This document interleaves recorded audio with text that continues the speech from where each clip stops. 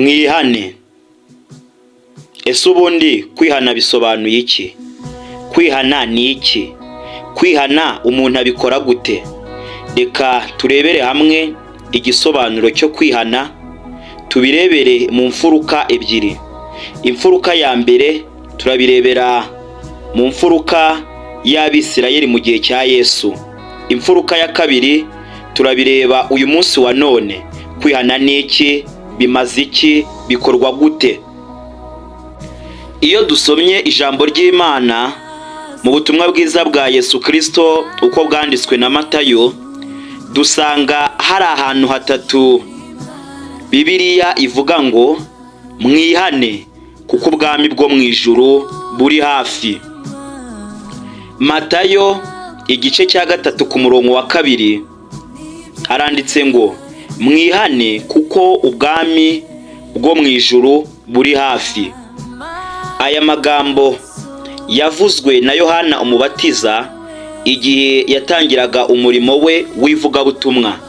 Si we wenyine wayavuze, kuko na Yesu ajya gutangira ivugabutumwa. Iyo turebye muri Matayo igice cya 4 umurongo wa 17 haranditse ngo Yesu ahera ubwo atangira kwigisha avuga ati mwihane kuko ubwami bwo mu ijuru buri hafi. Si ibyo gusa, n'ubundi iyo dusomye muri Matayo igice cya 10 ku murongo wa 7 Bibiliya iravuga ngo nimugende mwigishe muti ubwami bwo mu ijuru buri hafi. Tubonye ko Yohana Umubatiza atangira kwigisha abantu yatangiye avuga ngo mwihane kuko ubwami bwo mu ijuru buri hafi, ndetse na Yesu nawe atangira kwigisha, nawe twasanze ko ari ayo magambo yatangije. Si ibyo byonyine atuma abigishwa be babiri yababwiye ko bakwiye kugenda babwira abantu ko bakwiriye kwihana kuko ubwami bwo mu ijuru buri hafi. Nk'uko nabivuze ko turasobanura ijambo kwihana mu mfuruka ebyiri, reka duhere ku mfuruka ya mbere iganisha ku Bayuda cyangwa Abisirayeli mu gihe cya Yesu. Ubu butumwa bwo kuvuga ngo mwihane ubwami bwo mu ijuru buri hafi ni ubutumwa twita ngo ni ubutumwa bw'ubwami, message of the kingdom. Byabwiraga Abayuda ko bakwiriye kwihana kugira ngo bategurwe neza kuzakira umwami wari warasezeranijwe mu isezerano rya kera ko azaza witwaga Mesiya. Kubwirwa kwihana kwari ukugira ngo bitegure babe bakwiriye kwinjira mu bwami bw'Imana. Iyo dusomye mu butumwa bwiza uko bwanditswe na Matayo, dusanga ijambo ubwami bw'ijuru rigaruka inshuro 32, ubwami bw'Imana rikagaruka inshuro 5. Byose twabiteranya tugasanga ari inshuro 37. Ari ukuvuga ngo ubwami bw'Imana no kuvuga ngo ubwami bwo mu ijuru byose bisobanuye kimwe 100%. Umwami rero Mesiya yaragiye kuza akuye ubwami mu ijuru aje kubushinga mu isi, ariko ibyo byarebaga Abayuda bonyine. Muri makeya, gushyirwaho k'ubwami bw'Imana hano ku isi bwagombaga kuyoborwa na Mesiya, ntabwo byari kubaho hatabanje kubaho kwihana kw'Abayuda. Ni ukuvuga ngo hatabayeho kwihana kw'Abayuda, ndi kuvuga mu gihe cya Yesu, nta n'ubwami bwagombaga kubaho. Without Jews repentance and there is no kingdom. Ni ukuvuga ngo Matayo yandika ubutumwa bwiza, intego ye nyamukuru kwari ukwerekana ko Mesiya wahanuwe mu isezerano rya kera kari we waje, kandi ko yaraje kwima ingoma ye mu isi. Ibi rero byaje kurangira Abayuda banze kwemera Yesu nk'umwami wabo. bituma iyo gahunda yari izanye Yesu yo kuba umwami w'abayuda iba isubitswe, ikaba izasubukurwa mu gihe Yesu azagaruka ku isi aje kwima ingoma y'imyaka 1000. Ni ukuvuga ngo iyo gahunda imaze gusubikwa, Yesu ntiyabaye akiba umwami hano ku isi, ntiyabaye akima ingoma ye hano ku isi, ahubwo yahise aba umukiza, umucunguzi.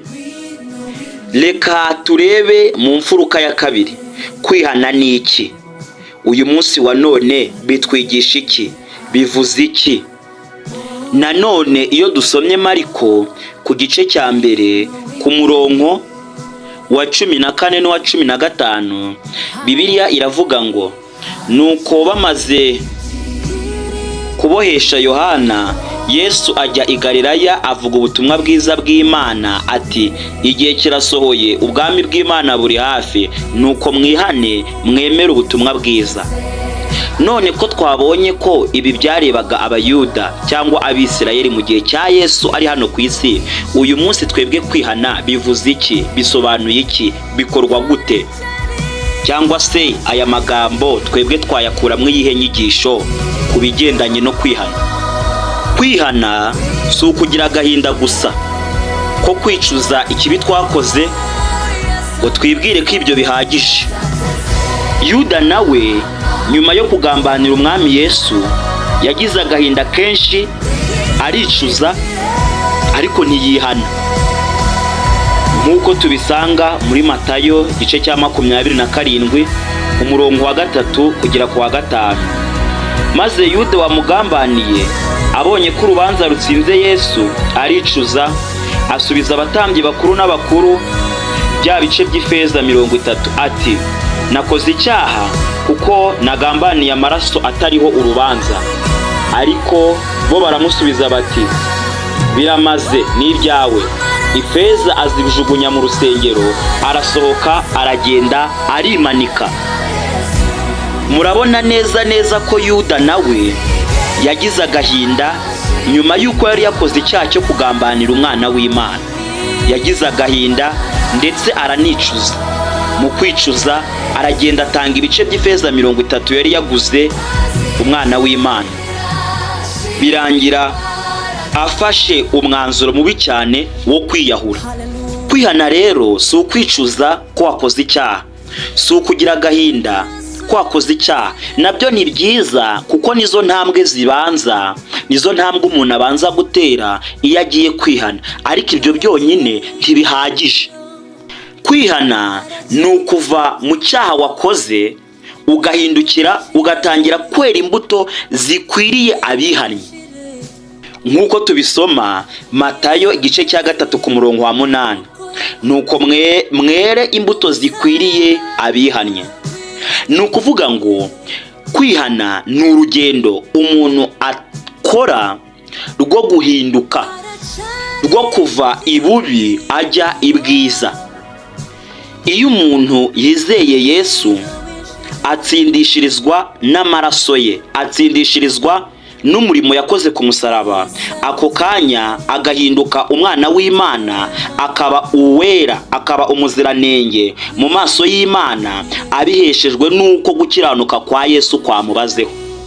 Gusa ahita atangira urugendo rw'impinduka, kugenda akura asatira ishusho y'igihagararo cya Yesu Kristo, asatira gusa n'umwana w'Imana. Urwo rugendo nirwo twita kwezwa. Kwezwa rero, kimwe mu bikoresho umuntu akoreshwa kugira ngo yezwe ni ukwihana buri munsi. Ni ugusubiza amaso inyuma ukareba ngo mbese nk'umwana w'Imana ibi nakoze birankwiriye nk'umwana w'Imana? Wabona bidakwiriye ugaca bugufi ukabwira Imana nk'umubyeyi, ukayibwira ngo Mana mbabarira. Nayo igenda irushaho kugenda ikuzuza umwuka wera, uguhesha kugenda uhinduka mu buzima bwawe bwa buri munsi, uva mu bwiza ujya mu bundi. Imana ibaha umugisha. Yari mwene so Imana irumva Dieudonné.